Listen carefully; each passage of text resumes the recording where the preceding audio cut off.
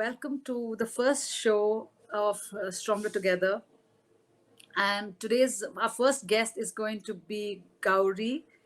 1 second, please. I know we're on live, but I need Gauri's. I got it. I got it. So our first guest on the Stronger Together is Gauri Varanasi. And for those of you who don't know her, Gauri is a naturalist and a teacher at heart who loves rock climbing, being in nature, and teaches nature connection to children. She's passionate about connecting people to the environment and surrounding nature. And apart from educating people on the environment and conservation efforts, she is also teaches rock climbing to women through an initiative started 2 years ago called Climb Like a Woman. So we're going to learn a lot more about Gauri and her all her efforts and initiatives right here on this show. So let's not waste any time and welcome Gauri Varanasi. Thank you.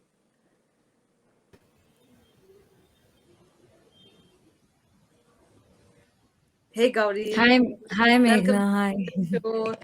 So glad our first interview is with you. Really, really happy to have you on board. I've been doing a little research on all the work that you've done, and I have to say it's really, really inspiring and so super cool.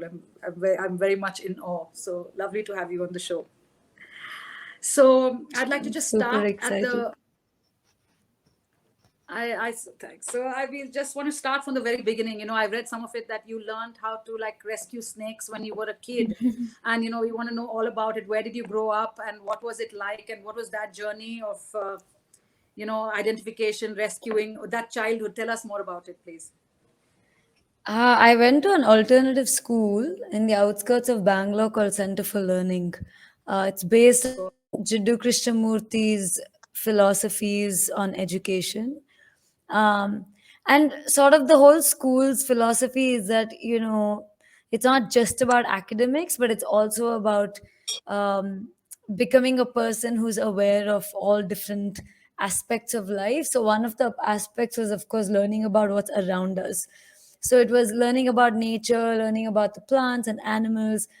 And they gave me a lot of free time to, studies. And so I one year I did a butterfly project, and then the second year I did a snake project. So I was just generally sort of, getting hooked on animals and wildlife at around the age of, I would say, that started around like 12, 11, 12. Then yeah, by the time I was 13, I was so obsessed with learning about animals and wildlife that I was really sort of putting in time and effort snake project in my school. And so I would just go to them whenever I had free time and ask them if I can hold a snake and hang out with one. And that's how it all the obsession and love for snake began. And they would give me snakes to hold. So I would just hang out and chill with the snake, and then slowly they started teaching me, okay, you have to learn how to identify and be able to distinguish between species. And then I slowly learned.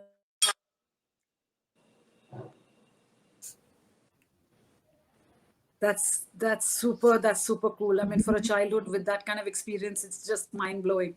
So this whole love of snakes, and I'm just gonna jump right Mhm. into it and just start off with the Amazon story. Come on, let's just start with that. I mean, how did that happen? And the anaconda, like, just tell us everything. I want to hear everything.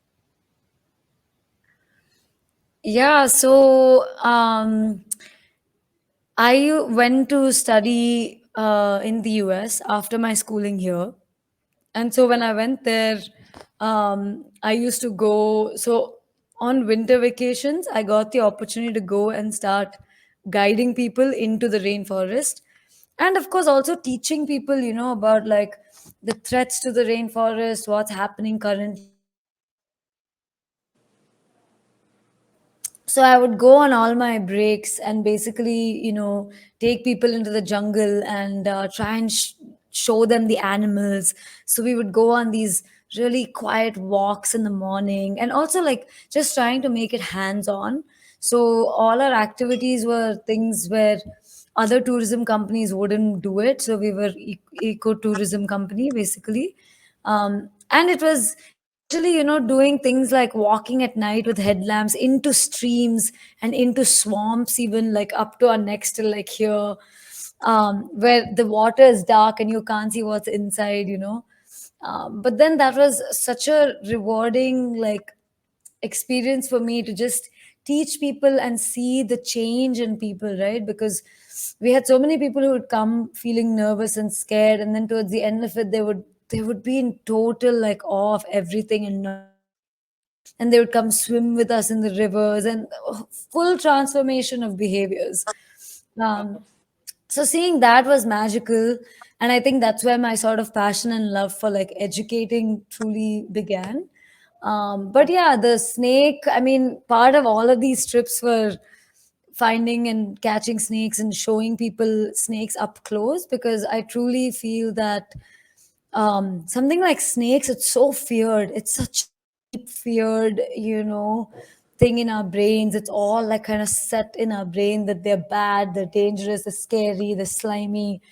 I mean, it's endless, right? So the idea behind showing someone an animal up close is um, to show them that it's actually none of these things. And believe it or not, when we caught and actually showed them up close and they got to touch it or hold it, again, there was a huge transformation. Differently, right? And you could see that change. So that was where like the snakes and snake education came in.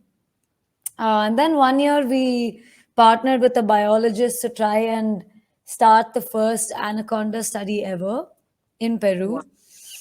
Yeah.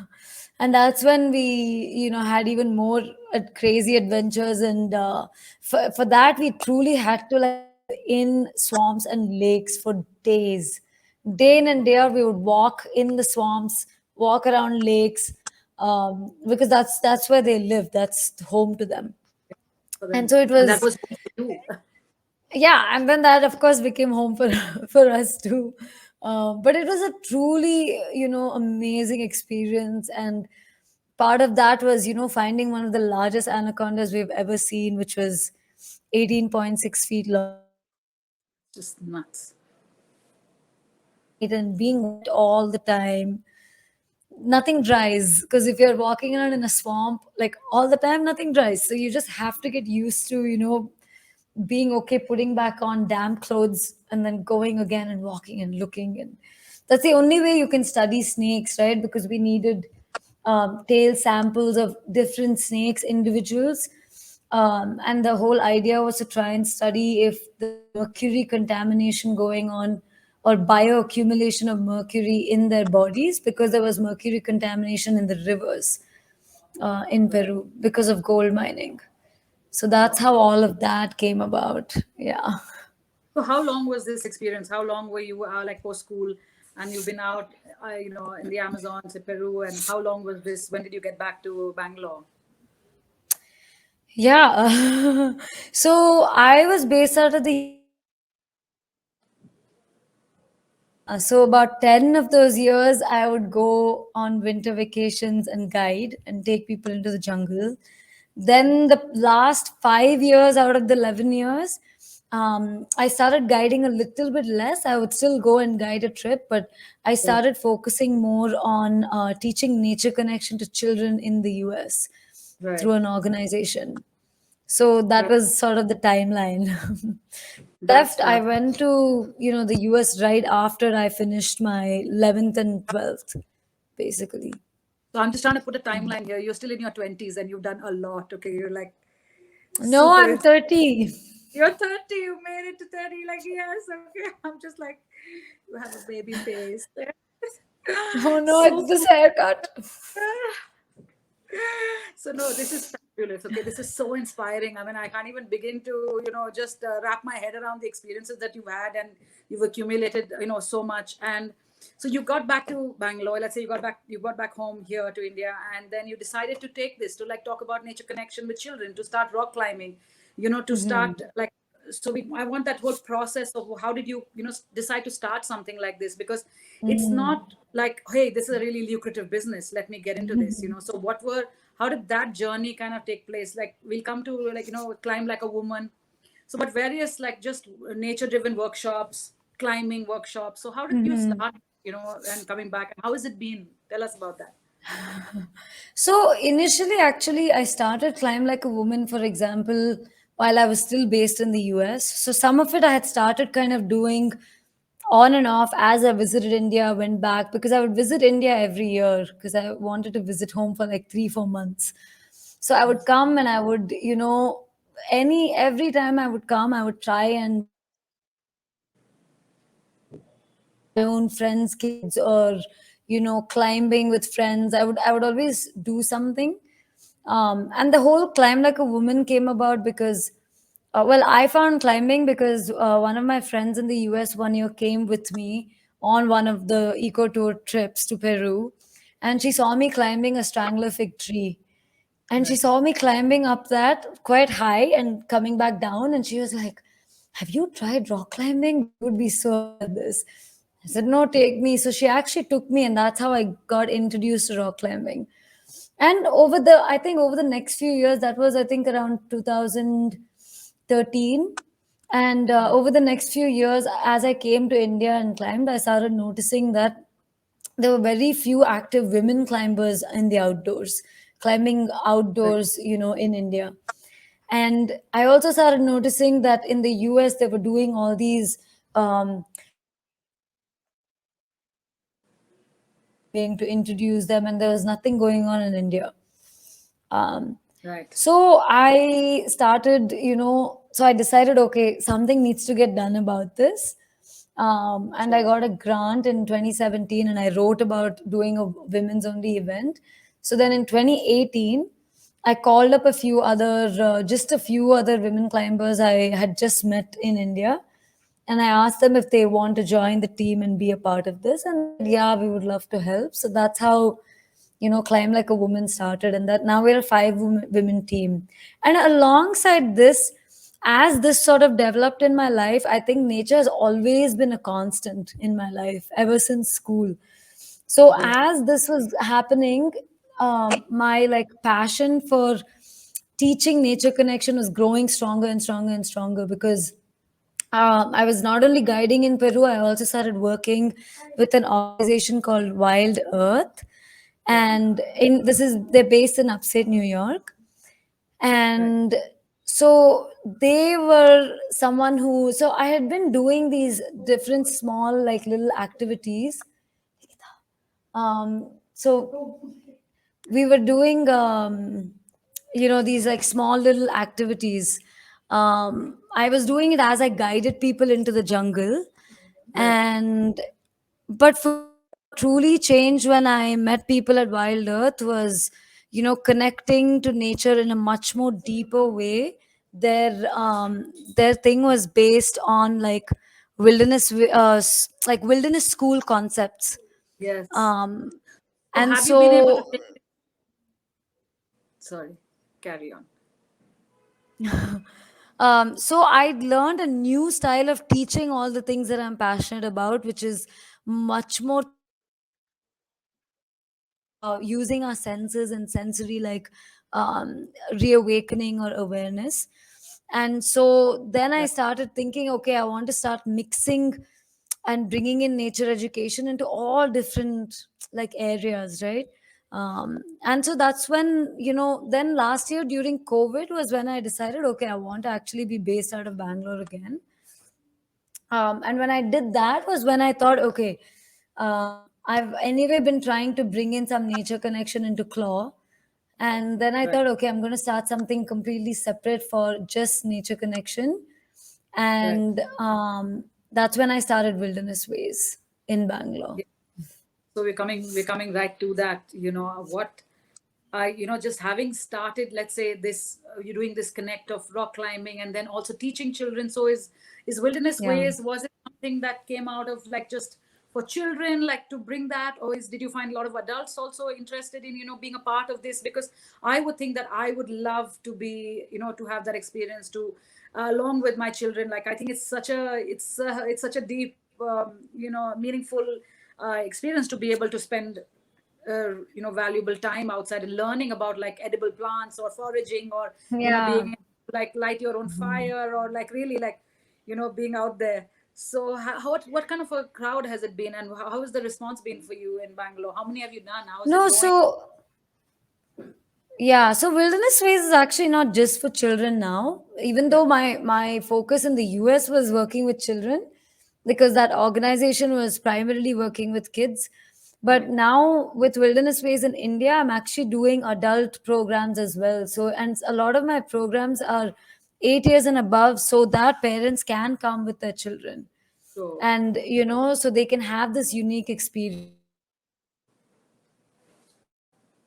It's not easy. um, it hasn't been easy. I mean, I also just got started. This was something I started last year, and because of COVID, I couldn't do much last year. right. So now I'm picking up on doing more programs and trying out different types of programs. But it's definitely, I think, it is a challenging thing because I'm trying to be patient and tell myself that the company is only about a year old, not even, because it was COVID last year. Yeah, So that's the let's right talk. wait to, yeah, like I need to wait and be patient to, get more of a response. Initially, there was a lot of like exciting responses because I think when I started doing some of the events, it was towards the end of last year. And I think Yeah. people were craving to get out and, they were still working from home. So there was a great response. Now it has they're getting super busy, right, with catching up or getting back into normal life things. And so now it's again become a little bit of a challenge. And so, yeah, it's definitely like an up and down. And the whole challenge now, I think at the initial stages, is to just spread the word, that this is important Yeah. for all of us to be relearning. And there is something like Wilderness Ways where people can come and learn and relearn a lot of our, it's also ancient knowledge system, right? Like what you listed, like fire making, foraging, those were all so part of our culture that ancestors knew Was every other plant that was edible, medicinal, and now we've all forgotten about this. None of us know what anything forgotten, is. Right. useless. So, Fully am yeah, we're just the other useless. animals. Yeah. So, Fully agree. exactly. Terrible. So, a lot of this is.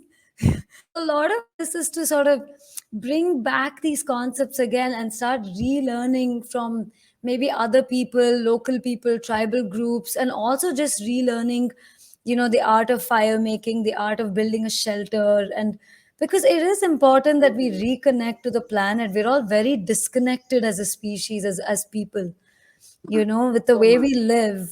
Yeah, we completely, and I honestly think a lot of the increasing health problems and mental health problems are because the basis, I think, is because we are becoming so disconnected. Because as soon as we become disconnected from nature, we're also becoming disconnected from ourselves, because For we're an sure. animal essentially at the end of the day. 100%. That's so true. So this, I hear what you're saying. These are the problems that you want to solve with your enterprise. Being able to do this. Yeah. Yeah. The essence of it is what's coming across is that it's about spending time in nature and really connecting with yourself. And but Wilderness Ways, like having started that, I see that there have been challenges. So would I be right in saying that the biggest challenge right now, having started it, is about getting the word out that there is something like this? It's an ongoing thing. Getting the right, is it a challenge for you, getting venues or people to come for your programs? I mean, I would think that it would not be, because Yeah. Bangalore is I mean, pretty. I think it's still like a challenge to spread the word, because as of now, like we've been trying to up our game with social media, because unfortunately, whether we like it or not, today's age is all about social media I and what just people want to see come on to Instagram. yes. Right. I was And that's how, most of the people we've gotten so far is from Instagram. And yes. so unfortunately, it's also this horrible, like, crazy tied up thing where to get only a few people to actually who will actually come and sign up, right? So a lot of people on social media, it's like our age today and our lifestyle today is just clicking. Everyone comes and follows and likes, but how many of those Yeah. people will actually come and right and pay Right. and come and commit to coming for a weekend and learning and immersing themselves in nature? This is where the other challenge is. So one challenge is spreading the word. The Yeah. challenge is also that it seems like nowadays all activities need to be made very trendy, otherwise people just don't want to bother. In their busy Correct. lifestyles they don't want to bother trying. Unless it looks exciting to them, it looks attractive and they say, oh, and they get curious, then they'll come and try. So Right. that is the other challenge, is how do we make, why is it that climbing or something else becomes so trendy so quickly, but somehow anything to do. Sorry, missing that. Did you get what I was No, saying? sorry, I'm missing that. I don't know if it's my internet. It's probably my internet. My tech is really bad. So, but I missed No, that. no, it's okay. Yeah. So I was saying, nowadays, with everything being trendy and attractive Yeah. looking, or the problem is, what I still don't understand is climbing or any other thing gets very quickly. But if it's Correct. something truly to do with nature, it actually takes a long time, and most of the time, it never becomes a trendy thing to do or to You, learn. you So know, I I it think might be slowly, but it takes a lot longer. I think that the city also has its claws in people. To be able to get out of the city is another thing altogether. It's Yeah, a very yeah, you want to do it. People want to. I'm sure they want to do it. Everybody who looks at it, feels like this is something that I want to be a part of. Yet, like to be able to make that move, to make that disconnect, to leave. Right? I always tell exactly. like my to be committed to leave the city come what may. If there's a party, there's something, and I'm just like, if I've Yeah, decided I'm leaving town Friday, I'm leaving town Friday. It's like FOMO is like, it has to be kept aside, and exactly. you have to move beyond it. So that's Yeah.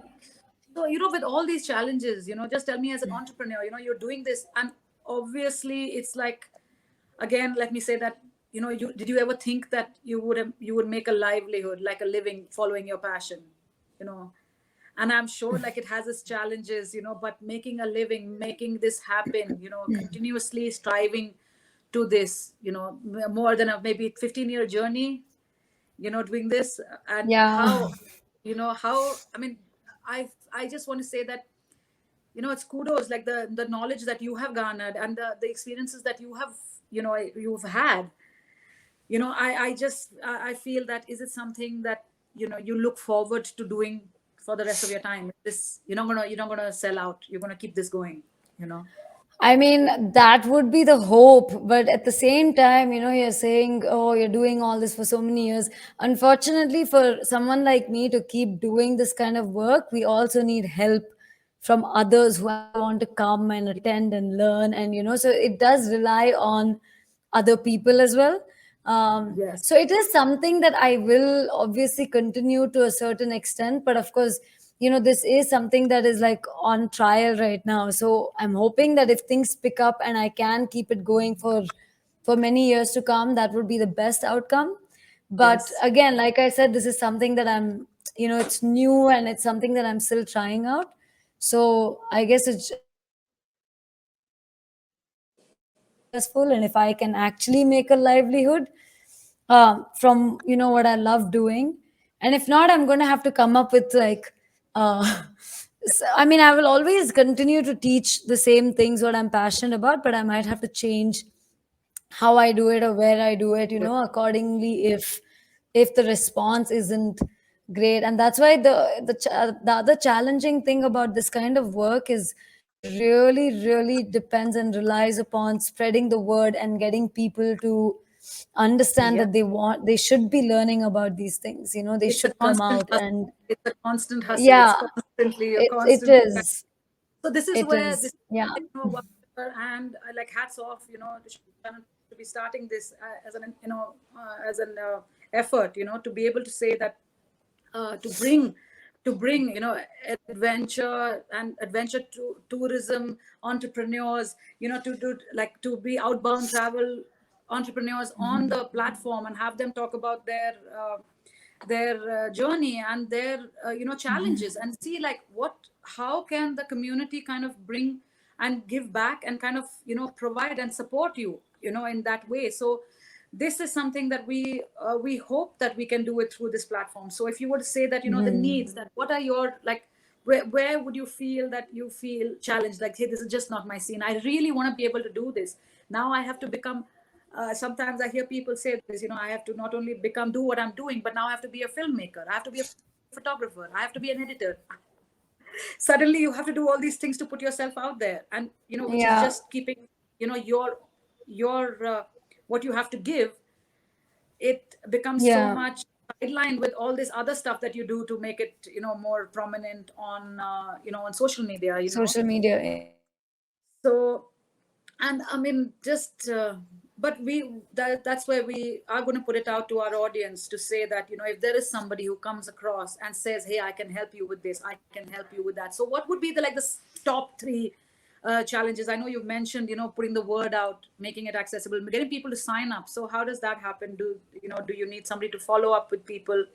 Is there some kind of tech support that you could, that could be, I maybe a Google form that comes around? yeah, I hello. Yeah, what would you say that are Sorry, your you're top? also getting cut. Um, I guess my top like needs would be, I mean, things that would really help right now is like one is the website. It's been sitting in the same situation for a while now, right? So again, like you said, I can't be doing planning a program and teaching and sitting and someone telling me how to make a website and making a website, right? Yes. And just also like handling, the main thing is marketing and social media essentially. That's what it truly like comes Yeah, down so to marketing, social because media. So this is interesting. Yeah. So hopefully because somebody from the audience. I don't think it's hard for me to find individuals who might want to come and learn, or like that who I can train to continue to teach or join me in like a team for teaching. I think that's Right. actually less hard to do because I'm already in those environmental circles. So I know of a lot of people who might have that interest to teach or, will want to come learn. So I'm already in that.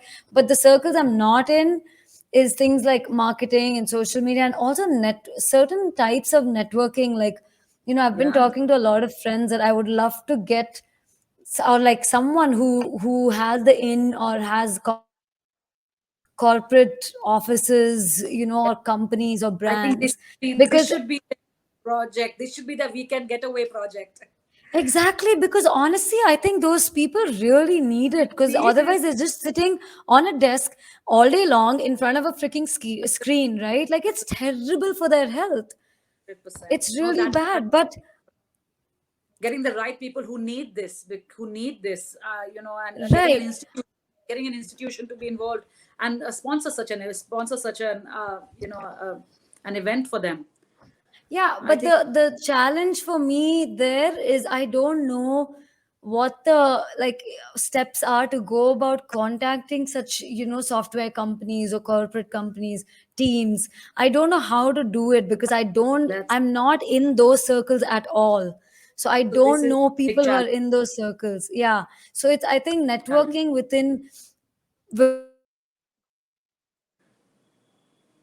higher ups so that we can actually reach out, right? And that is a Yes. challenge as well, actually. Never, yeah. Never underestimate the power of an honest reach out. Just put yourself out there. We can't Yeah. be skirting along the edges, slithering out like a snake. Okay, this is the time you gotta put yourself out there. You're so Yeah. amazing, and you've been doing so much, and people see that for what it's worth. And put yourself out there, saying this is the help that I need, and I need you to kind of, anybody, please, hook me up, and I'm sure that'll happen. So just, it's not a one-on-one story anymore. I think this platform also wants to get that story out to as many people as possible at one Mhm. time. So even if it's just 5 people who are influenced and who feel that, hey, I can do something about my life, your life, help anybody, Right. that would be a huge help. So last few questions. Okay, I'm just trying to figure out if, knowing all that you know now, is there anything that you would have done differently in your journey to get here? I think um I think I love that, I got to experience. I know that I've been very lucky with being able to attend a school that was so wild in such an early age. And that's kind of what obviously made me so like obsessed with nature, right? Yeah, and also just going abroad, I got to experience so many more crazy things. And so I don't regret any of it. I don't think I would have changed any of it. Okay. And so, if you were to say, if somebody now in their early 20s, wants to start as adventure, like as an adventure entrepreneur, it's not something that the parents are going to be like, "Jao beta, you know, go play with some snakes, my friend." So, what would you suggest? What would your advice be for budding adventure entrepreneurs? Uh, I think the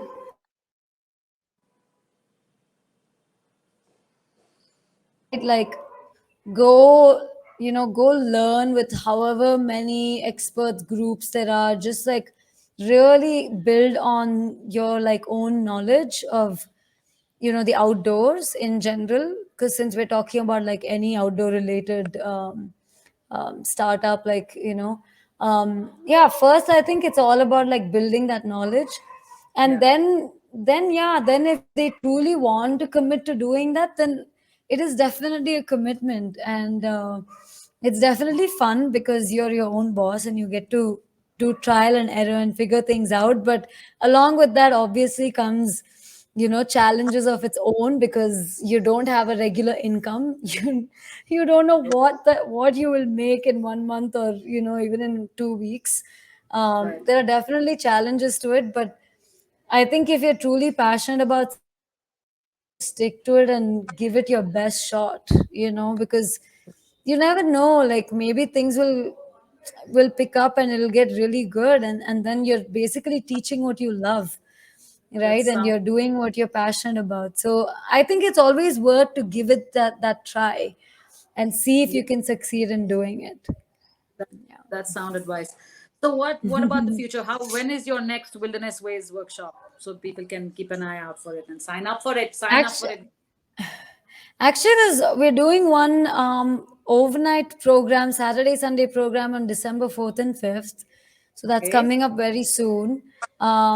This is called our Wilderness Weekends. We actually just did one at few weeks back. We did one at Varanasi Organic Farm, which is my grandparents' place, Oh, and how it was a lovely. huge hit. I mean, people just loved it. Like we were truly immersed in nature. We built a That's beautiful shelter. We learned about fire making. I teach coal burning. I mean, there's wow. so much. We also just take free time to go chill by a stream and make like rock pigments, like find pigments in nature to make paint and dyes. There's just so much you can do. Foraging as well.